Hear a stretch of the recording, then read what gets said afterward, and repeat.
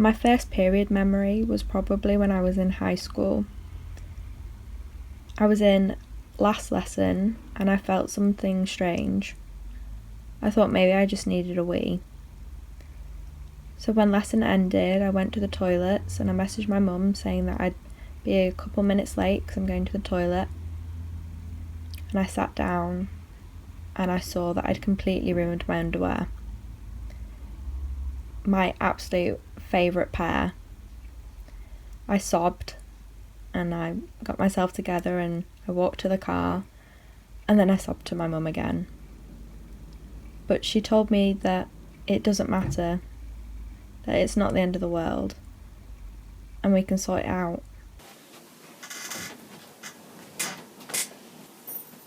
Thank you. With your selection box of dates and almonds. Yes. Do you remember how old you were when you first got your period? I think I would say possibly about 11. 11. Yeah. What would you say is like your first memory? The fear of somebody knowing, yeah, that you're on. And you think, Oh my god. what can people tell? Right, I'm wearing these jeans, or I'm wearing this skirt, or I'm wearing this dress. Does somebody actually know? Yeah, can someone see? You always Yeah. do the, can you see if you see? can see my pad line? Yeah, exactly. Always. Everybody does that. Yeah. And I went through that time of not having anyone to speak to or anything else. The next person that came along, I actually gave them all the info. 'Cause by the time I got to high school, obviously, I was swimming. Yeah. You can't go swimming in a pad. No. How are you going to go swimming in a pad? That's not a very good idea. No. No. So it was like, right, okay, You're gonna have to what figure is it? something I'm gonna have to. Obviously, at high school, they didn't do it at middle school. Right. They did the talk at high school, Yeah. where you got products, and then you thought, oh, right, am I supposed to be using these? Is it anything that I'm not? This is something that culturally or anything that I'm not supposed to use? Yeah. Like going to the good one on your period. Like when it comes to like the cultural side of it, and Yeah. yeah. I just, I sip me coffee. Here we go. Crack the neck. The idea was you don't go because you're on. Mm-hmm. Yeah, or you don't go. Now, yes, everybody's been when there's been a situation where you can't get out of something, and you go and you kind of like go and think, I don't know, I feel a bit uncomfortable. But I think part of that uncomfortable going is the thought of sitting down and there being an incident. Yeah, I understand More that. than anything else. Yeah. It's where you kind of think, right, I'm here to make a connection with the being. I'm here to just have some quiet time and reflect on my life or reflect on whatever it is that you're thinking of and just have somewhere to switch off. But if your mind is thinking, oh my god, I am on, it's super heavy, what if something happens? I'm sat on white sheets. People are going to know everywhere, it's going to be absolutely awful. That tends to overtake that time that's supposed to be tranquil and peaceful and stuff.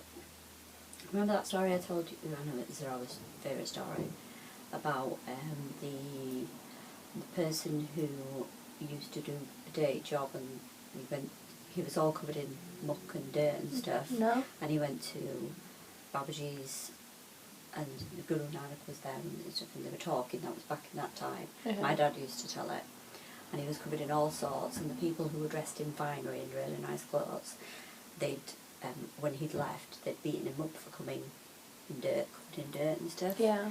But why have you come in the presence of the Babaji and dressed like that and stuff? And when Babaji found out about it, in the congregation, he made those people stand up and apologise and said, why have you said that to say like that? He worked so hard. I don't see the mud or the manure or whatever he's got in his clothes. So, I don't see that. Yeah.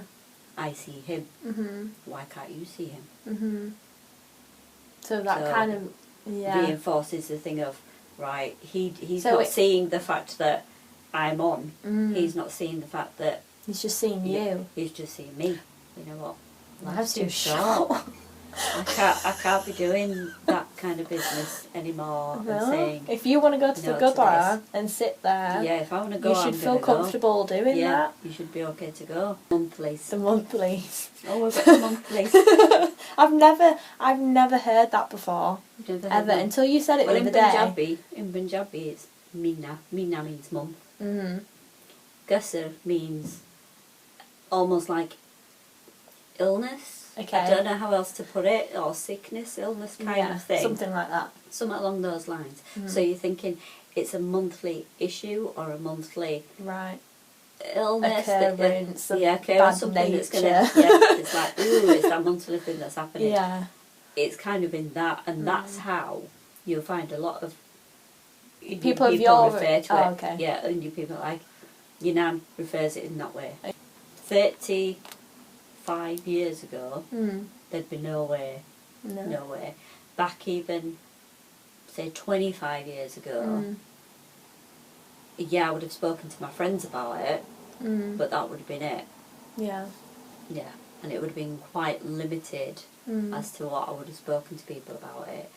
But when you have children of your own, and you think, well, you know what, I don't want you to be going through that. Yes, I'm a female. Yes, this happens to me every single month. But I'm the same as everybody else. Yes, we all go through the same thing, yet we still shy away from talking about it. After one conversation in 1,000 that I've had with my mum, I've learnt something new, and so has she. We can't stop talking about it just because we've grown older. There's many monthly chats to be had. Period.